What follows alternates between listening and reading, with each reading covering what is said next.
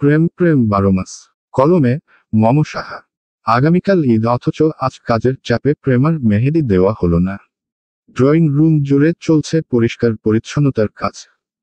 সোফার কুশন বদলানো, ফুলদানির ফুল বদলানো, ঝাড়বাতি পরিষ্কার করা এ সব ধরনের কাজই করছে প্রেমার শ্বশুর বাড়ির সব মেয়ে এবং কাজের মহিলারা সহ। প্রেমাকে কাজ করতে নিষেধ করা হচ্ছে বারবার, কিন্তু কে শুনে কার কথা। অবশেষে মিসেস মানসুরা না পেরে ধমকে উঠলেন ছেলে বউয়ের বিপরীতে। প্রেমা, তুই কি চাচ্ছিস মাহাদ এসে ঘরের সবার উপর ধমকা ধমকি করুক? তুই জানিস না ওর মেজাজ।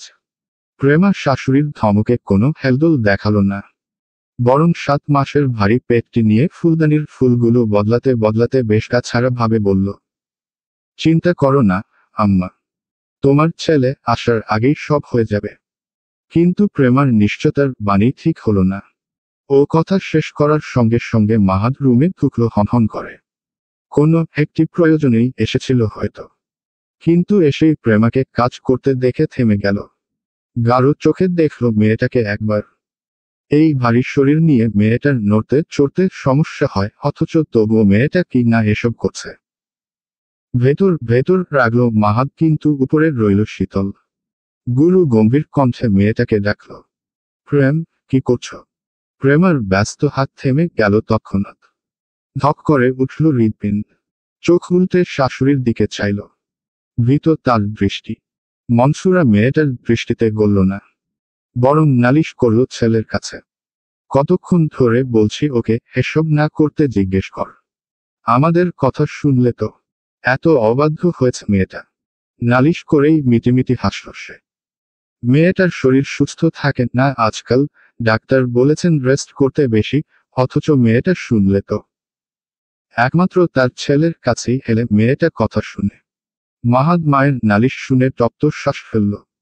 চোখ রাঙিয়ে তাকালো প্রেমার দিকে।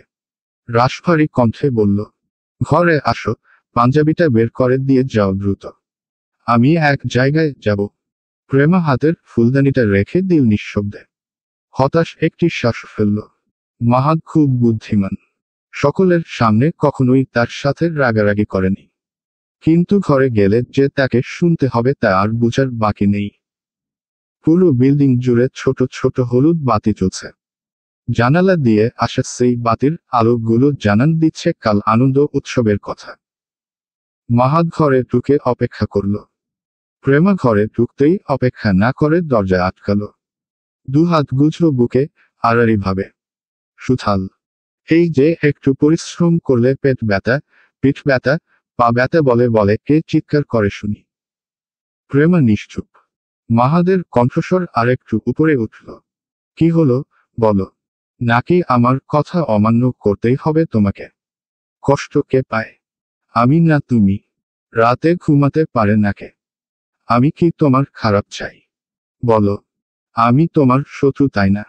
প্রেমার চোখ টলমল করল, ঠোঁট উল্টালো অভিমানে। ঘরে কতক্ষণ থাকতে ভালো লাগে, সেজন্য একটু গিয়েছিলাম। এমন কথার অমান্য করলে তো তোমার বাবা মায়ের কাছে বিচার পাঠাতে হবে। প্রেম, যে তাদের মেয়ে আমার কথা শুনে না, আমার মূল্যায়ন করে না। প্রেমার চোখের জল এবার গাল ছুঁয়ে দিল। ফুপিয়ে উঠল সে। তাহলে আমাকে পাঠিয়ে দেন বাবার বাড়িতে। অবশ্যই পাঠাবো। আমার মেয়ে আসুক পৃথিবীতে, তারপর তাকে তার বাবার কাছে রেখে তোমাকে তোমার বাবার কাছে পাঠিয়ে দিব। অবাধ্য প্রেমের দরকার নেই আমার। মাহাদের কণ্ঠস্বরে এখন মিছে রাগ, অথচ বোকা মেয়েটা বুঝলে তো। বোকা মেয়েটা কি জানে না, মাহাদ মরে গেলেও 1 সেকেন্ডও প্রেমবিহীন কাটাতে পারে না যে। প্রেমা কান্না করতে করতেই পাঞ্জাবি বের করল। মাহাদের রুমাল বের করল। সব হাতের কাছে রেডি করল নিঃশব্দে। আর কোনো কথা বলল না মেয়েটা। মাহাদের ঠোঁট জুড়ে অদৃশ্য হাসি, কিন্তু সেটা গোপন রেখেই সে আবারও গম্ভীর কণ্ঠে নিষেধাজ্ঞা জারি করল। কাঁদছ কেন প্রেম? বলেছি না কান্নাকাটি করবেন না আমার সামনে। কাঁদতে মন চাইলে আমার মেয়ে আসুক, তারপর কাঁদবে। শুধু শুধু এখন কান্নাকাটি করে মেয়েটাকে ভয় দেখিও না।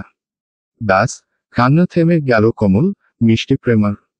মেয়েটা যে অক্ষরে অক্ষরে লোকটার কথা মেনে চলে। মাহাদ আর কিছু বলল না। নিঃশব্দে তৈরি হলো ব্যস্তভাবে। ঘর থেকে বেরিয়ে যাওয়ার আগে একবার আর চোখে চাইল।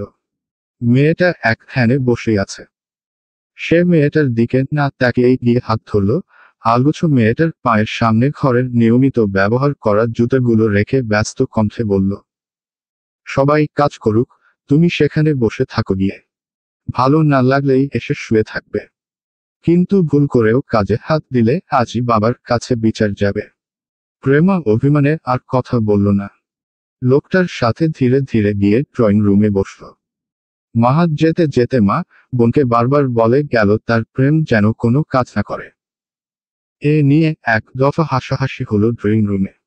লজ্জায় মাথা নুয়ালো প্রেমা। ইস, লোকটা কিছু বুঝে না। সবার সামনে এসব বলতে হয় নাকি? মাহাদের বাসায় ফিরতে ফিরতে রাত হলো। সাদা পাঞ্জাবিটা ঘামে ভিজে লেপ্টে আছে পিঠে। ড্রয়িং রুমে মা, ভাবি, বোন সবাইকেই হাসাহাসি করতে দেখল। উপস্থিত নেই কেবল প্রেম। মাহাত ভ্রু কুঁচকাল।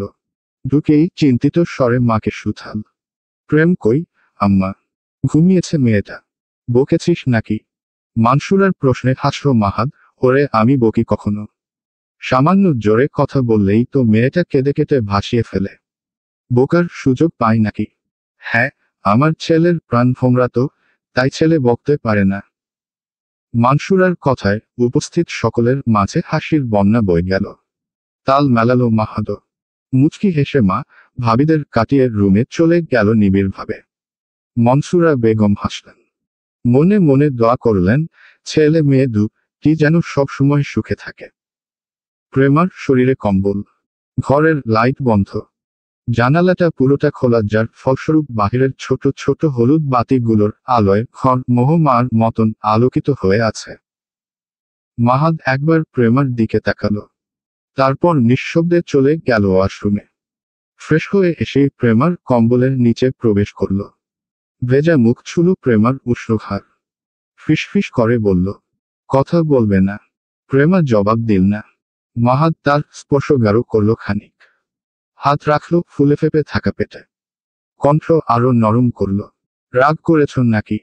মাহাদের ঘনিষ্ঠতায় শিরশির করে উঠল প্রেমার শরীর। কিঞ্চিত কাপল মেয়েটা অভিমানী স্বরে বলল, আমি তো খারাপ। আমাকে তো এ বাড়িতে রাখা যায় না, বাবার বাড়ি পাঠিয়ে দিতে হয়। হ্যাঁ, তাই তো। তাহলে পাঠিয়ে দিন। মেয়েটা আসুক, তারপর পাঠাবো। কেমন? হ্যাঁ হ্যাঁ, আমি চলে গেলে তো শান্তিতে থাকবেন। প্রেমার অভিযোগে হাসল মাহাদ। পেটে থাকা হাতটি বুলাতে লাগলো পরম মায়ে পেটের উপরে। ঠোঁট ছুয়ালো গলায়। নিবিড় কণ্ঠে বলল, তুমি চলে গেলে আমি শান্তিতে থাকবো কিভাবে বলো তো? শান্তির কারণ চলে গেলে কেউ শান্তিতে থাকতে পারে শুনি। মাহাদের আরেকটু দূরত্ব কমানোর প্রক্রিয়ায় লজ্জায় আবিষ্ট হলো মেয়েটি। আলতো হাত মাহাদের পিঠে রেখে বলল, এত ভালোবাসেন কেন আমাকে? কারণ এই পৃথিবীতে আমি যে প্রেমবিহীন বাঁচতে পারবো না, তাই প্রেমকে ভালোবাসতে হয়। প্রেমার আনন্দে চোখ দিয়ে অশ্রু গড়িয়ে পড়ল।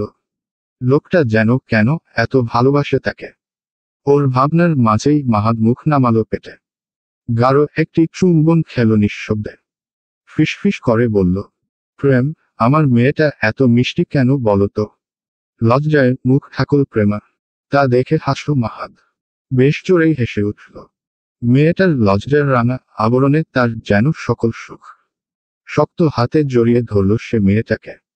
মুগ্ধ কণ্ঠে বলল, দোয়া করি আমার প্রেম প্রেম 12 মাস কাটুক।